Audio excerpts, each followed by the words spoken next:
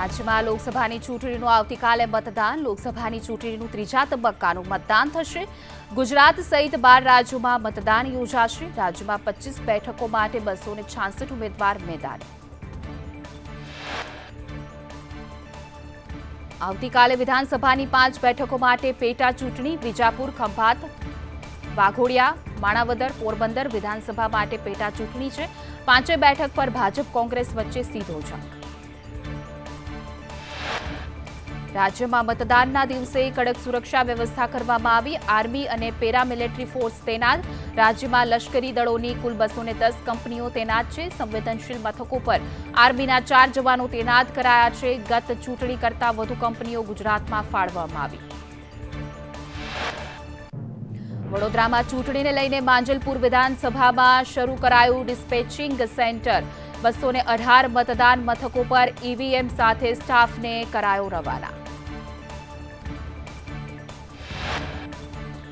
વડોદરા લોકસભામાં 2551 મતદાન મથકો. લોકસભા બેઠકમાં કુલ 19 લાખથી પણ વધુ મતદારો કરશે મતદાન.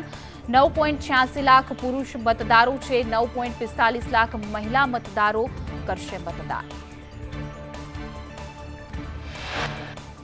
ગુજરાતમાં 25 બેઠકો પર લોકસભાની ચૂંટણીને લઈને તૈયારી. અમદાવાદ ચૂંટણી પંચ દ્વારા ઈવીએમ ડિસ્પેચિંગની કામગીરી હાથ ધરવામાં આવી. ચૂંટણી અધિકારીઓની હાજરીમાં રિસીવિંગની કામગીરી. મતપત્ર સહિતની સ્ટેશનરી સામગ્રી બૂથ પર મોકલાય. વડોદરામાં 246 મતદાન મથકો પર ઈવીએમ ડિસ્પેચ. સખી અને દિવ્યાંગ મતદાન મથકોનો સમાવેશ. 100% મતદાન થાય તે માટેના પ્રયાસો. અનિચ્છનીય બનાવ ન બને તે માટે પોલીસ બંદોબસ્ત ગોઠવાયો. સુરતમાં મતદાન જાગૃતિ માટે યોજાયો રક્તદાન કેમ્પ. મતદારોને રક્તદાન દ્વારા મતદાનની અપીલ. પાલનપુર જકાત નાકા ખાતે રક્તદાનનું આયોજન કરાયું. જાગૃતતા માટે રંગોળી પણ બનાવવામાં આવી. અમદાવાદના 21 મથકોથી ઈવીએમ ડિસ્પેચની કામગીરી. જુદા જુદા બૂથ મુજબ કર્મચારીઓને જવાબદારી સોંપાઈ છે. એક ડિસ્પેચ યુનિટની 222 બૂથ ઉપર ઈવીએમ મોકલાશે. સઘન વ્યવસ્થા સાથે ઈવીએમ કંટ્રોલ રૂમથી ડિસ્પેચ. આવતીકાલે મતદાન પહેલા મતદાન મથકો માટે તૈયારી. મોરબી જિલ્લાના 889 મતદાન મથકો પર મતદાન. ઈવીએમ સહિતની તમામ સામગ્રી પહોંચાડવાની શરૂઆત થઈ. કલેક્ટર સહિતના અધિકારીઓ હાજર. નવસારીમાં ઈવીએમ મશીનનો મતદાન કેન્દ્ર ઉપર મોકલાયા. આરોગ્ય કીટમાં ઓઆરએસ અને ખાદ્ય વસ્તુઓનો સમાવેશ કરવામાં આવ્યો. હીટવેવની ધ્યાનમાં રાખીને બનાવાઈ છે હેલ્થ કીટ. રાજકોટ બેઠક પર ભાજપ અને કોંગ્રેસ વચ્ચે સીધી જ ટક્કર છે. ભાજપમાંથી પરસોત્તમ રૂપાલા અને કોંગ્રેસમાંથી પરેશ ધાનાણી વચ્ચે જામ્યો છે જંગ.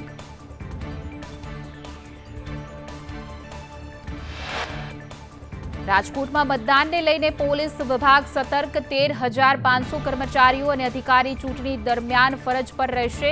હોમગાર્ડ જવાનો, સીઆરપીએફ જવાનોની 4 કંપનીઓ તૈનાત કરવામાં આવી છે. રાજકોટમાં 2035 મતદાન મથકો પર થશે મતદાન. લોકસભાની ચૂંટણીને લઈને બનાસકાંઠા જિલ્લા તંત્ર સજ્જ. જિલ્લામાં 1,900થી પણ વધુ મતદાન મથકો પર 19,61,000થી વધારે મતદાતાઓ મતાધિકારનો ઉપયોગ કરશે.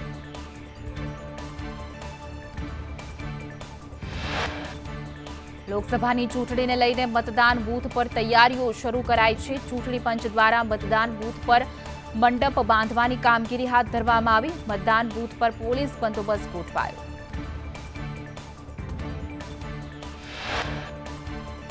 ચૂંટણીમાં heritage theme, eco friendly theme સહિતના થીમ બેઝ મતદાન બૂથ બનાવવામાં આવશે. મતદાન મથક પર મતદાર માટે પાર્કિંગની પણ વિશેષ વ્યવસ્થા કરાશે. પ્રધાનમંત્રી નરેન્દ્ર મોદી આજે સાંજે આવશે ગુજરાત. આવતીકાલે પીએમ મોદી અમદાવાદમાં કરશે મતદાન. રાણીપની નિશાન સ્કૂલમાં 7:30 વાગે પીએમ મોદી કરશે મતદાન.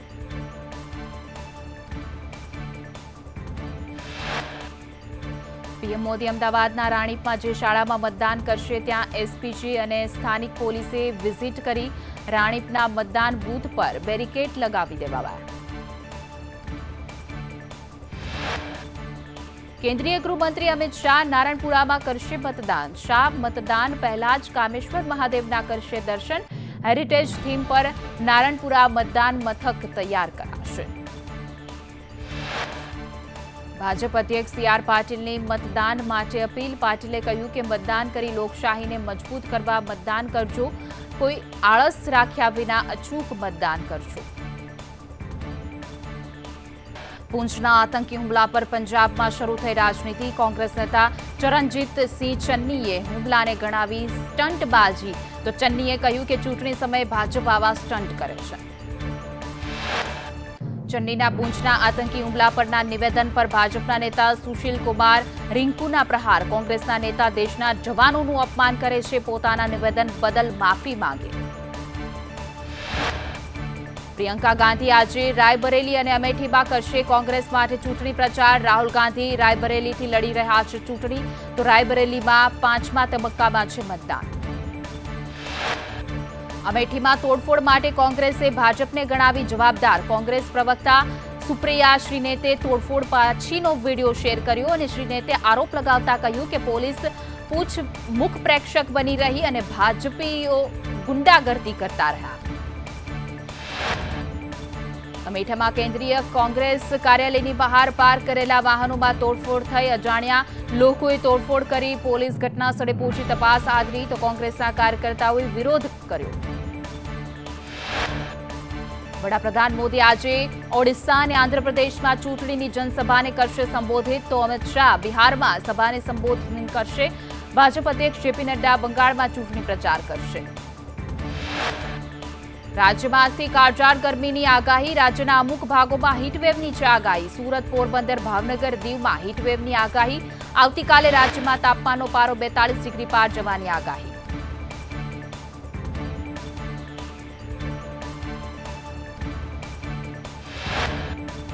અમદાવાદમાં મતદાનના દિવસે પડશે આકરી ગરમી. 7 મેના રોજ 42 ડિગ્રી તાપમાન રહેવાની આગાહી. ગાંધીનગરમાં પણ 42 ડિગ્રી રહી શકે છે તાપમાન. આવતીકાલથી સૌરાષ્ટ્ર, કચ્છ અને દીવમાં 5 દિવસ હીટવેવની આગાહી છે અને 7 મેના રોજ પોરબંદર, ભાવનગરમાં ગરમીનું એલર્ટ.